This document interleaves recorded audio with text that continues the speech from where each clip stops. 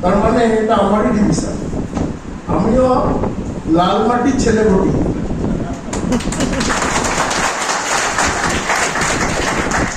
আজকে খুব ভালো লাগছে, হল ভর্তি সবাই এসেছেন, পোস্টম্যান থেকে এসেছেন, গ্রামীণ ডাক সেবক থেকে এসেছেন, আর বাঁকুড়ার সমস্ত কোনা কোনা থেকে পোস্টাল অ্যাসিস্ট্যান্টরা, এসপিএমরা তারা এসেছেন। কিছুক্ষণ আগে দেখলাম রেলওয়ে মেল সার্ভিস আরএমএস এর কর্মকর্তারাও এসেছেন, সুপারভাইজার অ্যাসোসিয়েশনের লোকজন এসেছেন, আইপিএসপি অ্যাসোসিয়েশনের লোকজন।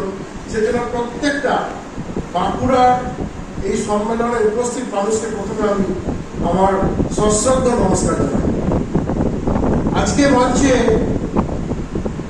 যিনি সভাপতিত্ব করছেন, প্রথম থেকে এসেই এক কোণে বসে চুপচাপ করছেন, জানি না, মনে হচ্ছে তাকে পানিশমেন্ট দিয়ে আপনারা পাঠিয়েছিলেন।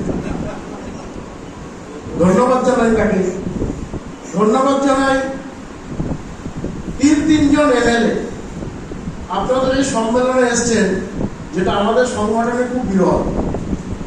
আর তিনজন তার বক্তব্য রেখেছেন, যেটা আমার মনে হলো যে আমাদেরই লোক উঠে এসে বক্তব্য রেখেছেন।